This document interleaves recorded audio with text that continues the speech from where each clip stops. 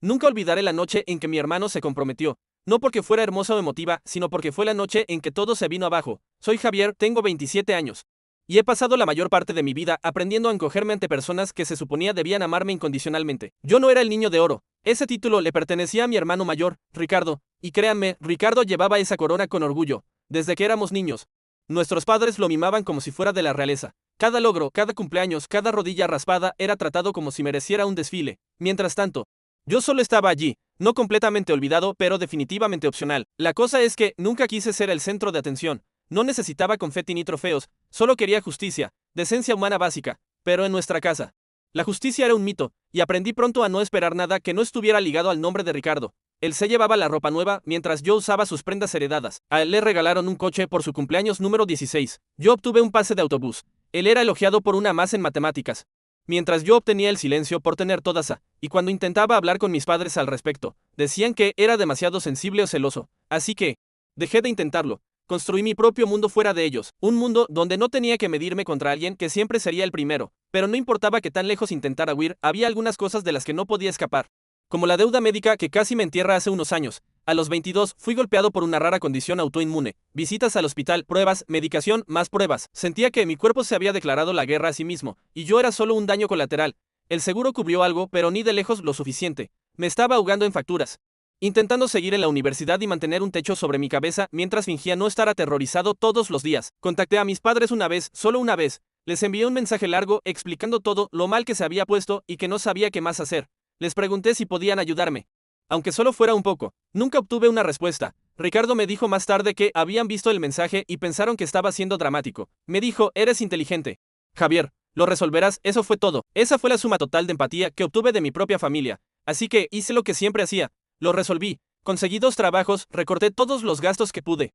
Y finalmente pagué la mayor parte, aunque no sin sacrificio. Tuve que dejar la universidad por un tiempo. Perdí amigos. Casi pierdo mi apartamento. Y a través de todo eso, me repetí la misma mentira una y otra vez. No sabían lo mal que estaba, pero en el fondo creo que siempre supe que simplemente no les importó lo suficiente como para averiguarlo. Así que, cuando Ricardo me invitó a su cena de compromiso hace 6 meses, no estaba precisamente emocionado, pero fui no porque me importara la celebración. Sinceramente, ni siquiera me gustaba mucho su prometida, sino porque quería verlos a todos juntos. Necesitaba mirarlos a los ojos. Quizás una parte de mí todavía esperaba obtener finalmente una explicación, o tal vez solo quería un cierre. De cualquier manera, aparecí. La cena fue en un elegante lugar italiano en el centro, manteles blancos, vino que sabía como si viniera de un anuncio de revista, y el tipo de menú donde necesitabas una aplicación de traducción solo para ordenar. Ricardo estaba en su elemento, por supuesto, dando la mano, haciendo brindis, actuando como si fuera el novio en una boda real. Mamá estaba radiante, pendiente de cada una de sus palabras. Papá eran todos sonrisas de orgullo, riéndose demasiado fuerte de los chistes de Ricardo. Y yo, me senté en el extremo de la mesa, a 3 asientos de la conversación más cercana, bebiendo agua y esperando que alguien, cualquiera, preguntara cómo había estado. Nadie lo hizo. Íbamos a la mitad de la cena cuando mamá se inclinó y dijo, ¿no es agradable, Javier? Es bueno tener a toda la familia reunida de nuevo. Le di una sonrisa forzada y asentí. No era agradable, era surrealista, como ver una película donde estás en la escena pero nadie puede verte. Más tarde, mientras recogían los platos y alguien pedía otra botella de vino caro, papá levantó su copa y hizo un brindis por la familia. Fue entonces cuando algo dentro de mí se rompió, no de una manera ruidosa y dramática, sino de una manera silenciosa y definitiva, el tipo de ruptura que no escuchas hasta que todo alrededor comienza a desmoronarse. Dejé mi vaso y me aclaré la garganta. Oigan, una pregunta rápida, dije tan casualmente como pude. ¿Se acuerdan de cuando me enfermé hace unos años? ¿De verdad enfermo? La mesa se aquietó un poco. Papá ladeó la cabeza, entrecerrando los ojos como si intentara ubicar un recuerdo distante. Mamá se quedó inmóvil, aún sosteniendo su tenedor en el aire. Ricardo levantó la mirada de su teléfono. Claro, dijo papá finalmente, con voz ligera. ¿Por qué? Recuerdo haber pedido ayuda. Continué con la voz firme y nunca recibí una respuesta. Pensé que quizás no vieron el mensaje. Pero ahora que estamos todos aquí, me pregunto, ¿por qué no ayudaron? Hubo un momento de silencio. Luego, papá se rió, realmente se rió. Se recostó en su silla como si acabara de preguntar por qué no compraron cereales de marca cuando éramos niños. Pensamos que la boda de tu hermano sería más importante, dijo, sonriendo como si fuera una broma inofensiva. La mesa estalló en risas incómodas. Todos excepto yo. Yo no me reí, no me moví. Solo lo miré fijamente. Más importante, esas 2 palabras resonaron en mi cabeza como una bofetada. No podíamos pagarlo, no sabíamos lo grave que era. Simplemente más importante. Fue entonces cuando metí la mano en mi bolso y saqué la carpeta. No había planeado hacer esto. No realmente. Saqué la carpeta por instinto como una red de seguridad que no pensé que necesitaría. Pero en el momento en que esas palabras salieron de su boca, Supe exactamente por qué la había traído. La puse suavemente sobre la mesa frente a mí, gruesa, desgastada, repleta de extractos impresos, registros médicos, denegaciones de seguro. Fotos de la cama de hospital que llamé hogar durante casi 3 meses, una línea de tiempo de todo lo que eligieron ignorar. Quizás quieran leer esto antes del postre, dije con voz baja. La sonrisa de papá vaciló. El tenedor de mamá tintineó contra su plato. Ricardo finalmente levantó la mirada de su teléfono. Sus caras lo dijeron todo. Y fue entonces cuando supe que aún no había terminado. Ricardo fue el primero en acercarse. Su mano rozó el borde de la carpeta como si no estuviera seguro de si podría morderlo. Su prometida, Rachel, se inclinó sobre su hombro, entrecerrando los ojos ante el contenido con el ceño fruncido. Como si fuera algo desagradable con lo que no esperaba lidiar esta noche. Quizás un trozo de espinaca extraviado en el mantel o un tufillo a algo podrido. Los observé hojear las primeras páginas. Formularios de ingreso hospitalario, estados de cuenta con saldos de miles de dólares, cartas de denegación de las compañías de seguros, todas con mi nombre. Todas fechadas durante un periodo de 14 meses brutales. Mamá no se movió, su copa de vino colgaba lánguidamente de sus dedos. Papá todavía intentaba mantener la sonrisa en su rostro como si pensara que, si sonreía lo suficiente, esto se convertiría en una broma. Como si tal vez fuera a gritar te pillé y a reírme. Pero no lo hice, me quedé quieto y esperé. El rostro de Ricardo cambió primero. La suficiencia desapareció, frunció el ceño y se inclinó pasando algunas páginas más. No dijo nada, solo parecía confundido. Luego se giró hacia mamá. ¿De verdad ignoraron todo esto?, preguntó, sosteniendo una hoja con un saldo de $9,800 marcado en rojo. Ella no respondió, solo parpadeó. Luego se acercó, le quitó la carpeta y comenzó a hojearla ella misma. Sus labios tensándose con cada página. Les envié todo, dije, la primera factura, el diagnóstico. Incluso la carta del hospital amenazando con enviarme a cobranza. Lo vieron. Simplemente no les importó. Papá se burló y agitó una mano. Javier, estás siendo dramático de nuevo. Siempre haces esto. Trayendo a colación el pasado. Esta es la gran noche de tu hermano. ¿Y quieres que se trate de ti? Parpadeé. Había esperado una desviación, pero no tan rápido. Ustedes hicieron que se tratara de él, dije. Mi voz más fría de lo que esperaba. Cada vez. Cuando yo estaba tirado en una cama de hospital vomitando sangre, ustedes le estaban comprando a Ricardo un traje nuevo para una entrevista de trabajo. Cuando me dieron de alta con apenas dinero para pagar el alquiler, ustedes estaban ayudando a Ricardo y Rachel a dar un depósito para un condominio. Cuando les rogué por ayuda, ni siquiera respondieron. Y ahora me están diciendo que lo estoy haciendo sobre mí. Deberías haber sido más responsable, dijo papá, encogiéndose de hombros como si esta fuera una conversación casual y no mi punto de quiebre. Podrías haber contratado un mejor seguro. Podrías haber. Yo era un estudiante universitario con ingresos a tiempo parcial y una enfermedad autoinmune, interrumpí. ¿Crees que yo quería enfermarme? Eso lo hizo callar por un segundo. Entonces mamá finalmente encontró su voz. Javier, no entiendes lo difícil que es dividir las cosas de manera justa, dijo, dejando la carpeta con cuidado como si fuera una sustancia tóxica. Tuvimos que priorizar, repetí. Así que, no solo ignorar, eligieron no ayudarme. Estábamos tratando de evitar que la familia se desmoronara, continuó ella. Su voz adoptando ese tono suave y condescendiente que siempre usaba cuando quería terminar una discusión sin rendir cuentas por nada. Ricardo se acababa de comprometer. Era un gran hito. No podíamos exactamente. Así que mi salud no contaba como un hito, dije, inclinándome hacia adelante. ¿Es eso lo que estamos diciendo aquí? Debería haber conseguido un anillo en lugar de un diagnóstico. Su boca se cerró de golpe.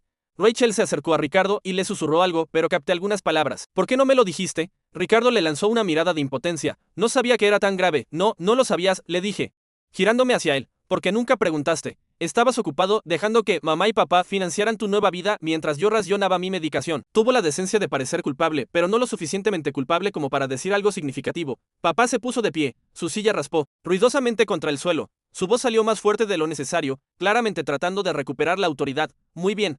Esta conversación se acabó. No vamos a ventilar trapos sucios en un restaurante. No voy a sentarme aquí y ser irrespetado de esta manera. Qué gracioso, dije, levantándome también. Así es como me he sentido durante los últimos 5 años. Algunas cabezas se giraron en las mesas cercanas. El camarero, que merodeaba cerca de la barra, dio un paso cauteloso hacia atrás. Nadie en nuestra mesa se movió. Recogí la carpeta y la guardé en mi bolso. El silencio era denso, incómodo, como si todos estuvieran esperando que alguien más lo arreglara. Fue entonces cuando Ricardo dijo lo único que realmente me rompió. Javier, vamos. Ellos ayudaron cuando importaba. Me giré hacia él lentamente. Cuando importaba. Mira.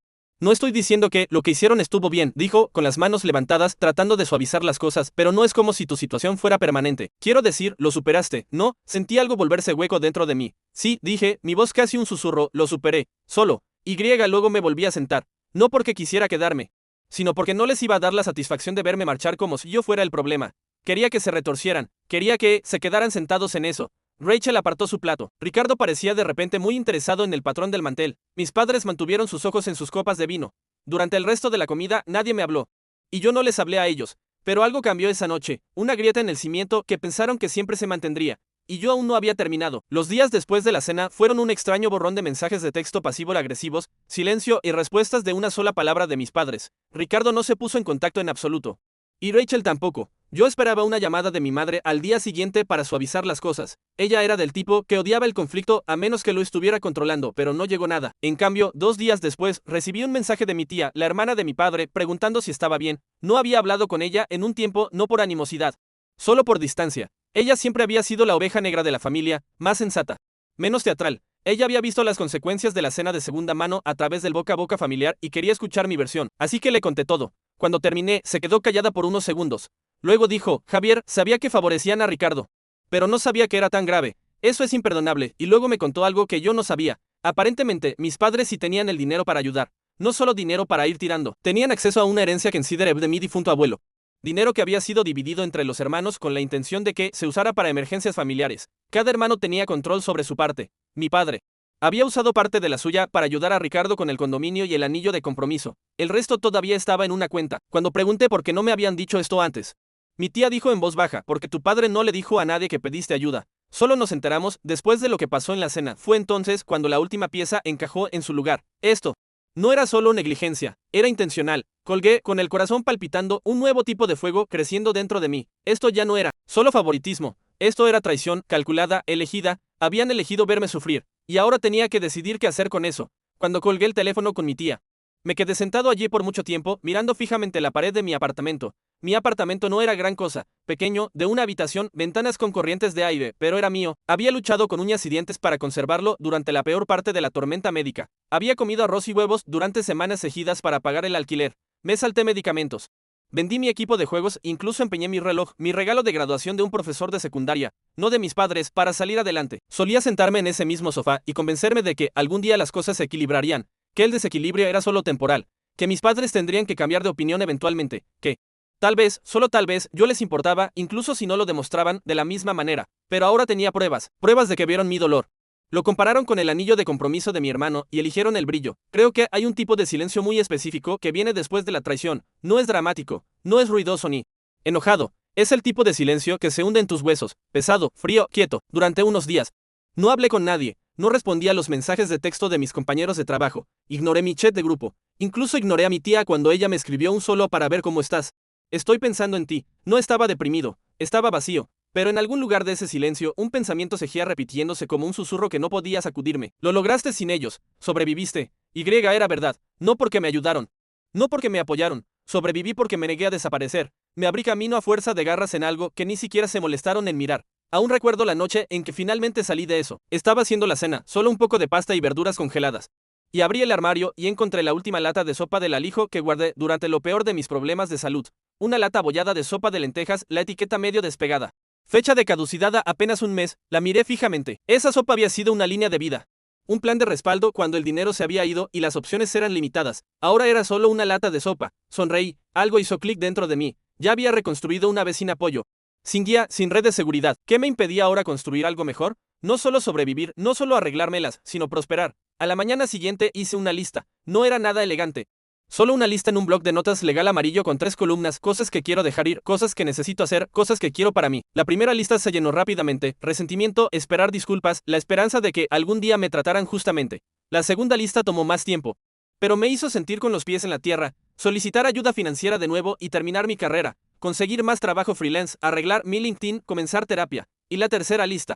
Esa fue la que más me sorprendió. Quería un lugar con luz solar, quería cocinar comidas que no fueran solo para sobrevivir. Quería entrar en una habitación y no encogerme cuando alguien levantaba la voz. Quería paz. Pegué la lista en mi nevera, y luego me puse a trabajar. Lo primero que hice fue llamar a mi universidad. No había estado matriculado en más de 2 años, pero todavía tenían mis créditos en el archivo. La asesora académica con la que hablé fue amable y eficiente. Me guió a través del proceso de reinscripción e incluso me habló sobre un nuevo programa de becas para estudiantes que regresaban y estaban en recuperación financiera. Calificaba. 2 semanas después, estaba de vuelta en la universidad, a tiempo parcial al principio, solo una clase para reincorporarme poco a poco, pero sentí algo que no había sentido en mucho tiempo, impulso. Luego me concentré el doble en mi trabajo freelance. Había estado haciendo trabajos técnicos ocasionales aquí y allá. Principalmente diseño web, algo de marketing digital para pequeñas empresas, pero nunca lo había tomado en serio. Siempre supuse que era temporal. Ahora lo traté como un negocio. Rehice mi portafolio. Me puse en contacto con antiguos clientes, ofrecí paquetes de servicios y descuentos por referencia. En un mes, tenía una rotación constante de proyectos. En 3 meses, estaba ganando más como freelance de lo que ganaba trabajando a tiempo completo en el trabajo de minorista que había tomado para llegar a fin de mes. No era ostentoso, no publiqué nada en redes sociales, no anuncié mi esfuerzo al mundo. Simplemente construí en silencio, de manera constante. Y cuanto más construía, más notaba algo extraño. Mi salud mejoró, no de una manera mágica. Todavía tenía la enfermedad, todavía tomaba mis medicamentos, todavía tenía días malos, pero el estrés, el agotamiento, la sensación de ahogo, todo comenzó a desaparecer. Mi energía regresó, empecé a dormir toda la noche, recuperé el apetito, la terapia también ayudó. Encontré a alguien que se especializaba en trauma familiar y duelo complejo. Ni siquiera sabía que el duelo se aplicaba a mí hasta que mi terapeuta lo señaló. Estás de duelo por la versión de tus padres que creías tener. Dijo, la versión que esperabas que existiera. Eso es real y está bien estar de duelo por ello, incluso si todavía están vivos. Eso me golpeó más fuerte de lo que esperaba, semana tras semana. Desempaqué todo, las decepciones de la infancia, las comparaciones crónicas, el silencio, la crueldad casual disfrazada de amor duro, y lentamente comencé a dejar de lado la mentira de que era mi culpa. Mis padres no me fallaron porque yo fuera demasiado sensible, me fallaron porque eligieron hacerlo. Esa clase de realización no trae alivio. No al principio. Trae duelo, luego ira y finalmente libertad. Unos meses después recibí una llamada de Ricardo. No se había puesto en contacto desde la cena. Casi no contesté, pero la curiosidad ganó. Oye, Javier, dijo, con voz cautelosa, ¿tienes un minuto? En realidad no, dije, sincero, pero adelante. Hizo una pausa. Entonces, Rachel y yo estamos planeando la boda, y mamá y papá dicen que no estás hablando con ellos, y ahora dicen que no están seguros de querer hacer las fotos familiares si no estás en ellas, y se está convirtiendo en un gran problema. Levanté una ceja, aunque él no podía verme, así que se preocupan por las apariencias de nuevo. Sorprendente. Mira, hombre, entiendo que estés molesto. No, no lo entiendes, dije, cortándolo. No lo entiendes, nunca has tenido que entenderlo. Suspiró, no estoy tratando de pelear, entonces ¿qué estás tratando de hacer? Supongo, no sé, mantener la paz. Eso me hizo reír, no pude evitarlo. No, no hay paz, solo hay un montón de confianza rota que todo el mundo está tratando de tapar con un mantel y yo ya no voy a hacer eso. Su quedó en silencio. Después de un momento, dijo, ¿entonces no vas a venir? No respondí de inmediato. Luego, no lo he decidido y colgué. No sentí culpa ni pavor, solo espacio. Espacio para decidir lo que yo quería, no lo que ellos esperaban. Para cuando llegó la primavera, estaba en un lugar diferente, emocional, financiera y mentalmente. Tenía un cliente nuevo. Una startup en crecimiento que necesitaba trabajo de diseño continuo. Había sacado sobresaliente en mi clase y me había inscrito en 2 más. Mi cuenta de ahorros estaba más saludable que nunca, y mi terapeuta me miró durante una de nuestras sesiones y dijo, ya no estás sobreviviendo, Javier, estás viviendo. Le creí. Aún así, quedaba una cosa que no había decidido, la boda. Se acercaba rápidamente. A poco menos de 2 meses, no había confirmado mi asistencia, no había hablado con mis padres desde la cena. Ricardo me envió un mensaje más. Algo tibio como, espero que puedas venir. Rachel está preguntando por los números de mesa. Pero la verdad era que no estaba seguro de querer ir, no porque estuviera enojado, sino porque había terminado. Había terminado de desempeñar un papel en una familia que solo me veía cuando era conveniente. Había terminado de sentarme en mesas donde tenía que luchar por las migajas de decencia básica. Pero entonces sucedió algo que cambió todo de nuevo. Y esta vez no fue una elección, fue una carta legal. Y cuando la abrí, sentí un nudo en el estómago porque lo que decía, bueno, digamos que la boda no iba a ser lo único que sucedería ese fin de semana. Llegó un martes por la mañana, metida entre un folleto de cupones de supermercado y una factura de agua tardía. Un sobre blanco liso, rígido y oficial, con mi nombre completo escrito limpiamente en el centro y sin remitente. Al principio no pensé mucho en ello, tal vez un aviso médico retrasado o una oferta de crédito de un banco del que nunca había oído hablar. Pero en el momento en que lo abrí y escaneé las primeras líneas, mis dedos se quedaron fríos. Era de un abogado. El membrete decía que clan de asociados, planificación patrimonial y sucesiones, y justo debajo, en letra serif nítida, había una frase que lo cambió todo. Esta notificación se refiere a los deseos finales del patrimonio de Charles R. Langston, fallecido, y el desembolso de activos según lo estipulado en el testamento enmendado con fecha 5 de marzo de 2017. Mi abuelo no había pensado en Don Carlos en años. Murió justo antes de que yo comenzara la universidad. Un hombre tranquilo, estoico, que se mantenía mayormente solo. Pero siempre tenía una palabra amable para mí cuando visitábamos. Recuerdo que una vez me deslizó un billete de $50 en Nochebuena, solo para verme sonreír. Mis padres siempre decían que era anticuado y un poco demasiado blando con Javier.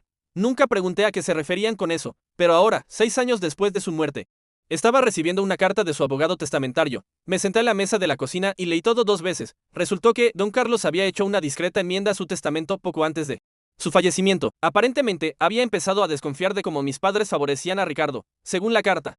Incluso había expresado serias preocupaciones de que mi padre hiciera un mal uso de su parte de la herencia. Así que, sin que el resto de la familia lo supiera, reservó una cuenta separada Una destinada específicamente para mí, un fideicomiso. No era enorme, no era una fortuna oculta, pero era suficiente. Suficiente para cambiar las cosas. Sin embargo, había una cláusula. Los fondos serían accesibles solo bajo una de 3 condiciones: mi graduación de la universidad, prueba de dificultades financieras directamente vinculadas a un evento médico, o solicitud por escrito de acceso anticipado en casos de negligencia familiar excepcional. La carta del abogado indicaba que acababan de enterarse de mi situación reciente a través de mi tía, la hermana de mi padre, Keral. Aparentemente, ella había compartido mi historia después de nuestra llamada telefónica. La firma había revisado el caso y consideró que se cumplía la tercera condición. Todo lo que se necesitaba ahora era que yo firmara algunos documentos y verificara mi identidad. Tendría acceso total al fideicomiso en 30 días. Los fondos se depositarían en una cuenta nueva fuera del alcance de mis padres. Me senté allí en silencio atónito, mirando la carta. Con el corazón latiendo, él lo había sabido hace todos esos años, antes de las estancias en el hospital, antes del silencio, antes de la carpeta en la mesa de la cena. Vio venir lo que harían. De alguna manera, vio lo que me estaban haciendo, lo que harían, y elaboró un plan. No recuerdo haberme puesto de pie, pero me encontré paseando por mi apartamento en círculos lentos, la carta todavía apretada en mi mano. No lloré, no grité, solo planeé, porque si don Carlos tenía suficiente fe en mí para protegerme desde más allá de la tumba, yo no iba a desperdiciarlo. Por primera vez en mi vida tenía influencia y la iba a usar. Comencé de forma pequeña, tranquila, sutil. Primero llamé a tía Carmen. Contestó al primer tono. Javier, dijo. Su voz tranquila. Esperaba que llamaras. Envié la carta. Les conté tu historia. Ellos hicieron el resto. Hice una pausa. Gracias. No me debes las gracias, respondió. Mereces ser visto. Y es hora de que alguien en esta familia finalmente te vea. Hablamos durante más de una hora. Ella llenó más lagunas. Cosas que yo no sabía, como la forma en que mi padre había mentido sobre que yo abandonara la universidad diciéndoles a los parientes que era perezoso y no podía manejar la responsabilidad, o como enmarcó mis problemas médicos como exagerados y le dijo a la gente que estaba buscando simpatía. Dijo todo esto mientras canalizaba miles de dólares al estilo de vida de Ricardo. Nunca le creí, dijo, pero no supe lo grave que era hasta que me lo dijiste. Al final de la llamada tenía algo mejor que solo una herencia. Tenía una aliada, tía Carmen. Ella tenía pruebas, correos electrónicos, mensajes de texto, mensajes de voz que mi padre le había dejado a lo largo de los años llenos de fanfarronería, comentarios despectivos sobre mí. Incluso uno donde se reía de usar la historia triste de Javier para obtener una deducción fiscal por donar a una organización benéfica. Espera, ¿qué organización benéfica? Pregunté. Ella dudó. Algún fondo médico que dijo que era tuyo, pero creo que solo usó tu nombre en los documentos. Me quedé paralizado. ¿Tienes alguna documentación? Ella la tenía. La envió y ahí estaba. Mi nombre listado como receptor de un regalo caritativo de $5,000 que mi padre reclamó en sus impuestos. Nunca había visto un centavo de eso. Eso cambió las cosas dramáticamente. Le reenvié los documentos al abogado del patrimonio y le pregunté si había opciones legales. Respondió a las pocas horas. Lo que mi padre había hecho no era solo inmoral, rayaba en el fraude. Fraude fiscal para ser específicos. Si desea seguir adelante con esto, escribió el abogado, tiene más que motivos suficientes para presentar una demanda. Todavía no estaba seguro de querer llegar tan lejos, pero guardé el correo electrónico en una carpeta titulada Opciones. Mientras tanto, la boda se acercaba rápidamente. Rachel finalmente me había enviado un mensaje a mí misma, probablemente cansada del silencio de Ricardo, y me preguntó si confirmaría mi asistencia pronto. Escribió de esa manera educada y teatral que la gente usa cuando intenta evitar la confrontación. Espero que hayas estado bien. Javier significaría mucho para Ricardo si estuvieras allí. Está estresado con toda la planificación, pero estamos tratando de mantener las cosas ligeras. Haznos saber si asistirás. No respondí. En cambio, comencé a recopilar más información. Keral no era la única familiar que había visto a través de las grietas. Durante las siguientes semanas, me puse en contacto con primos, viejos amigos de la familia, incluso una de las antiguas compañeras de trabajo de mi madre. Hice preguntas discretas. Les permití hablar libremente, y lo que aprendí pintaba una imagen condenatoria. Mis padres habían pasado años creando una narrativa falsa. Para los de afuera, eran padres con un hijo que tenía problemas y otro que los enorgullecía. Le decían a todo el mundo que yo siempre estaba en problemas, siempre era irresponsable, siempre estaba buscando limosnas, pero en verdad nunca les había pedido dinero prestado, nunca les pedí regalos, nunca causé un escándalo. Simplemente no era Ricardo. Ese era mi crimen, y ahora tenía la verdad. Tenía sus mentiras expuestas, sus secretos registrados. Su máscara de buenos padres se estaba resquebrajando, pero necesitaba una última cosa, un momento, el momento adecuado, y estaba llegando. Me enteré por el Instagram de Rachel de que la cena de ensayo se llevaría a cabo la noche anterior a la boda en el mismo lugar que habían utilizado para la cena de compromiso. Elegante, exagerado, caro. Rachel había publicado una story con la leyenda: no puedo creer que ya casi esté aquí. Retoques finales para la cena de esta noche. Era público. Esperaban que yo fuera. Así que decidí que iría, pero no solo. Le pedí a tía Carmen que viniera conmigo, no solo como apoyo, sino como respaldo. Ella aceptó sin dudarlo. No le dije todo, todavía no. Solo que quería decir algunas palabras, que necesitaba a alguien de mi lado en caso de que las cosas se pusieran feas. Ella dijo: te cubro la espalda pase lo que pase. Sonreí. Eso es bueno. Porque no voy a aparecer solo para cenar. Ella inclinó la cabeza. ¿Entonces para qué vas a aparecer? Abrí mi laptop. En la pantalla había 3 pestañas. El correo electrónico del abogado que detallaba el fideicomiso. Una carta pública redactada a mi familia que exponía la verdad y el registro fiscal en PDF de la donación fraudulenta. Giré la pantalla hacia ella. Ella lo miró fijamente durante mucho tiempo. Luego, me miró y sonrió. Quemémoslo todo. La noche de la cena de ensayo era cálida con una espesa humedad veraniega que se pegaba a la piel sin importar cuán lentamente te movieras. El restaurante era exactamente como lo recordaba. Manteles blancos, iluminación ambiental, camareros con chalecos negros y pajaritas, y una vista del horizonte de la ciudad que probablemente añadía un 30% a la cuenta. Era un lugar destinado a impresionar, no a sentirse como un hogar. Vestía un traje azul marino, de líneas limpias, a medida, sutil, no llamativo, pero lo suficientemente elegante como para mostrar que no era el mismo chico de antes. Tía Carmen llegó unos minutos después que yo con un vestido verde oscuro y un par de pendientes plateados que recordaba de mi infancia. Solía usarlos en días festivos cuando se sentía audaz. Ella me asintió, silenciosa pero lista. La anfitriona me reconoció y nos condujo a la sala privada sin dudar. Y así, volví a estar en la mesa larga, la misma de 6 meses antes, excepto que esta vez no estaba sentado al final bebiendo agua en silencio, esperando ser notado. Esta vez me notaron de inmediato. Ricardo se quedó paralizado a mitad de una conversación. La sonrisa de Rachel se tensó cuando vio a Keral a mi lado. Mis padres intercambiaron una mirada, un sutil destello de algo detrás de sus ojos. Pánico, incomodidad. Se recuperaron rápidamente. Papá se puso de pie. Javier, dijo, forzando una sonrisa. Me alegro de que hayas podido venir. Mamá intervino. Es tan agradable verte. No estábamos seguros de que vendrías. No me lo perdería. Dije, esta es una celebración familiar, ¿verdad? Ricardo dio un paso adelante, sosteniendo una bebida, su voz insegura. Oye, te ves bien. Tú también, dije con calma. Gran fin de semana. Rachel sonrió tensamente. Tenemos discursos esta noche, así que lo mantendremos ligero. Nada de drama. Sí, por supuesto. Dije, no se me ocurriría armar un escándalo. Ella se relajó un poco, sin notar el sarcasmo en mi tono. Nos sentamos. Keral y yo nos sentamos cerca del medio de la mesa esta vez. La conversación se reanudó, un poco forzada, pero constante. Se hicieron brindis. Se compartieron risas y las copas de champán tintinearon, pero lo observé todo desde la distancia, como un invitado en una obra de teatro.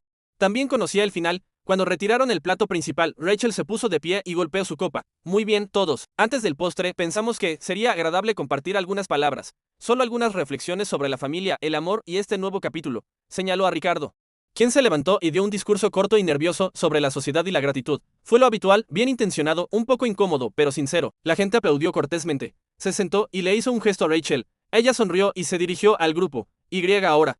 Javier tiene algo que le gustaría compartir. Hubo un momento de confusión. Mis padres se quedaron paralizados. Ricardo parpadeó. Rachel me miró con una expresión exageradamente brillante, del tipo que usa la gente cuando finge no estar aterrorizada. Ella no sabía que había planeado hablar, pero supuso que me comportaría. Me levanté lentamente y me ajusté la chaqueta. Gracias.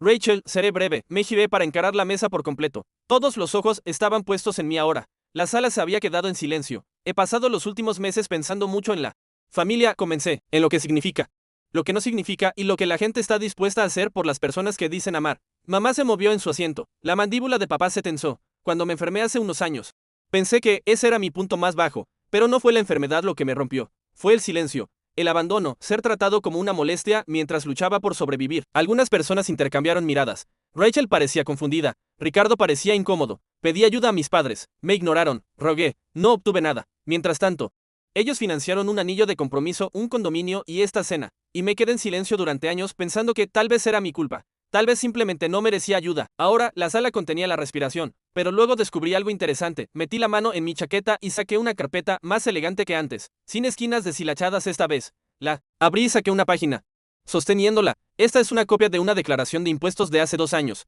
Muestra una donación caritativa de $5,000 hecha a mi nombre. Mi padre afirmó que era para ayudar a cubrir mis facturas médicas. Nunca vi ese dinero. Ni siquiera sabía que existía, pero seguro que le ayudó a él en la temporada de impuestos. Algunas personas jadearon en voz baja. El rostro de Ricardo palideció. Eso es fraude, dije simplemente. No solo moralmente, sino legalmente. Y tengo los documentos para probarlo. Papá se puso de pie, con la cara roja. Javier, no he terminado, dije, mi voz tranquila. Por favor, siéntate. Él dudó.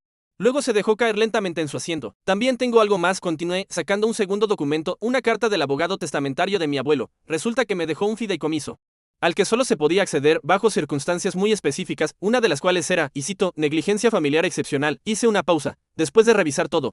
Los abogados estuvieron de acuerdo. El fideicomiso ha sido liberado. Ahora tengo control total de los fondos. Los ojos de Rachel se abrieron. Ricardo parecía como si acabara de tragar un clavo. Les estoy diciendo todo esto, dije, porque he terminado de fingir. Terminé de ser el callado. Terminé de ser tratado como si no existiera a menos que alguien necesite algo. Me giré hacia Rachel. Les deseo a ti y a Ricardo lo mejor. De verdad, pero no asistiré a su boda. Me volví hacia mis padres. Y en cuanto a ustedes. Ya he presentado un informe ante el IRS. Sabrán de ellos pronto. Me robaron y ahora enfrentarán las consecuencias. Mamá se cubrió la boca. Papá abrió y cerró la boca, pero no pudo formar palabras. Miré alrededor de la mesa, fijando la mirada en cada persona. Esto no se trata de venganza. Se trata de verdad y paz y de reclamar el espacio que debería haber tenido todo el tiempo. Le hice un gesto a tía Carmen.